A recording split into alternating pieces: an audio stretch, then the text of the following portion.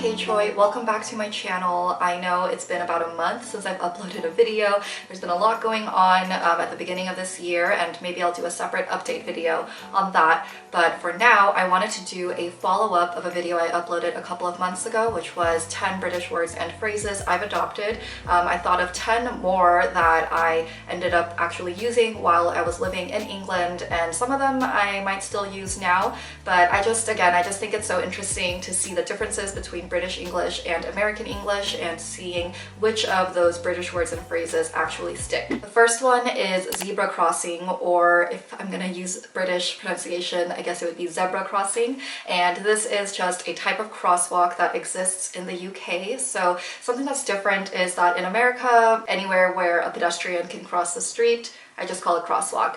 But in the UK, there are different kinds of crosswalks. So there's a zebra crossing, pelican crossing, other different crossings that I don't know the names of. So yeah, zebra crossing is one where there are these black and white striped poles at the ends on the pavement. I think the rule is that whenever a pedestrian is crossing the zebra crossing at any time, then the cars have to stop. So this is different from other kinds of crossings where the pedestrian can only cross when there's the green man symbol. I would actually never say zebra crossing because that's just not how I pronounce the word zebra, so there you go. Next, I actually have two phrases that both have to do with telling time. So first is saying half whatever so-and-so number. So if I wanted to say 6:30, then that would mean 6:30. This really confused me when I first studied abroad in Bristol like 6 years ago now. Even though it's illogical, I would think that 6:30 sounded more like 5:30, like it was half before 6,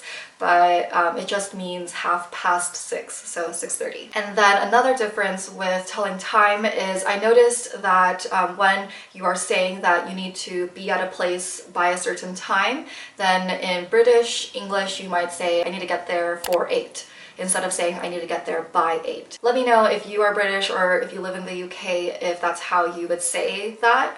Like if you needed to get to a dinner reservation which was at 7, would you say I need to get there for 7 or by 7? The third one is saying that some food has gone off, which in the American English translation, if you will, that would be gone bad. I used gone off and gone bad pretty interchangeably. It was just whatever I thought of first. Number 4 is queue, which is a very British word, a very British activity, queuing up, getting in the queue. I don't know. It means standing in line or waiting in line, getting in the line. It's also a noun or a verb. It's a very versatile word. It also takes 5 letters to say what is essentially just the first letter of the word. The fifth one is something that I used in my writing a lot, which was the word indeed. It's not that I would never use the word indeed in American English, but I just found in British English, in a lot of essays, people would use the word indeed, and it is a very useful word, I think, especially if you want to up that word count just by a little bit. Next is reckon, which is a word that I actually said way more just in my head than saying out loud because it's just very unnatural for me to say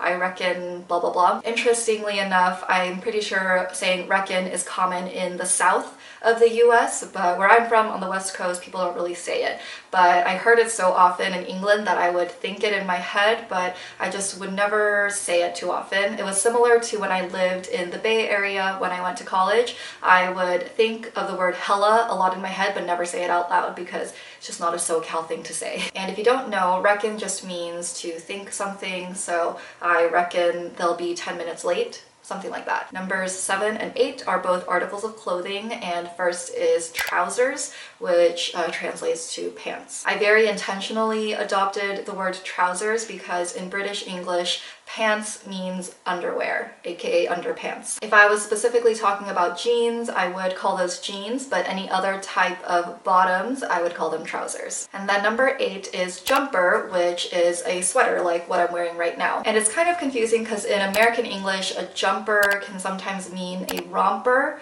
which is a play suit in British English. It's very confusing and all of these words overlap, so that's why I had to really try to adopt the correct word so as not to be confusing to other people. Number 9 is a phrase, I guess, which is bits and bobs, and it just means this and that. Like I went to the store, went to the shop to pick up some bits and bobs. I like this one because it's just fun to say. I like alliteration, it's cute. yeah, what's not to like about that one? And the last one is veg, which is vegetables, veggies. I don't know if this is exclusively a British English term or if maybe I just had never heard of it in California or LA or elsewhere in the States, but I would normally say veggies, but I like veg because it's shorter, it's simpler, easier to say, fruit and veg. But yeah, I definitely continued to say veg in place of veggies or vegetables because I'm lazy and it's easy to say. So that's all I have for this video today. Let me know if you like these kinds of videos. There are a lot of different phrases that I've noticed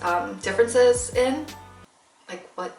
Does that even make sense? I know there are some people out there who are adamant in saying that British English just is English, which yes, it's English, but there's different kinds of English or different usages of it around the world. Be sure to give this video a like if you do like these kinds of videos, and I will see you in the next one. Bye!